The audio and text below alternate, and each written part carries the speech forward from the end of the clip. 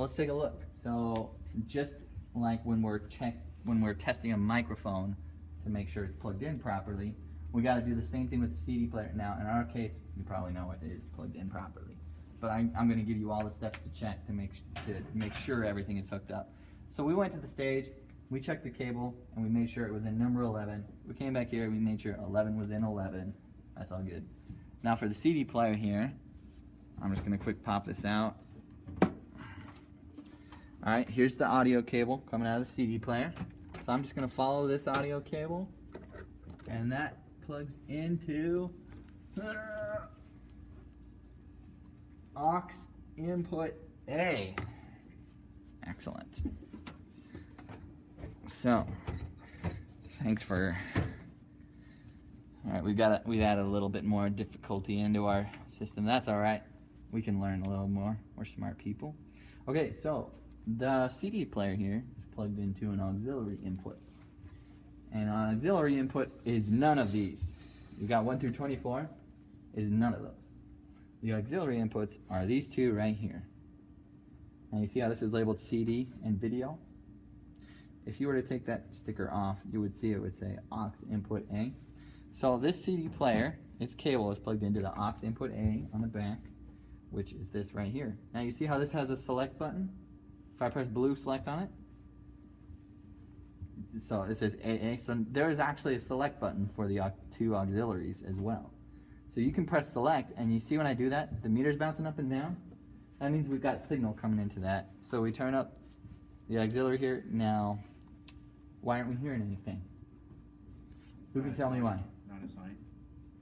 The output assignment? Right. Correct. So we press select, the meter's bouncing up and down, which means we have signal coming in, but our outputs are not assigned. Right?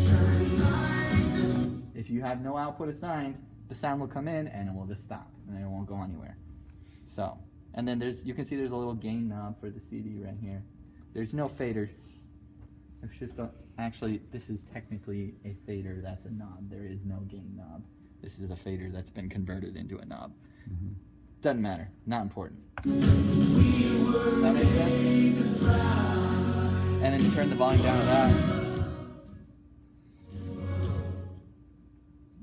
Pretty easy. What other things do people need to know? Do we ever, and this is a question for y'all, do we ever use the video? We ever use the DVD player or the VHS, or we just put a DVD in the machine over there and we go through the computer? We don't use the bottom two at all. So we haven't used those. So this is basically, we don't use it. You should put your computer into there.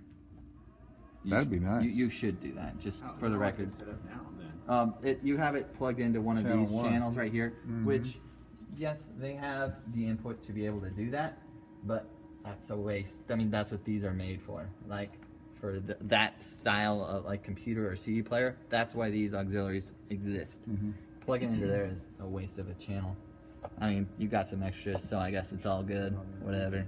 Right. Well, what's really nice about having it there is a person who's running this, it's handy for them To be able to reach? to reach it, as opposed to having to go over the sound. Sure, yeah, no, that makes sense, yeah, so cool.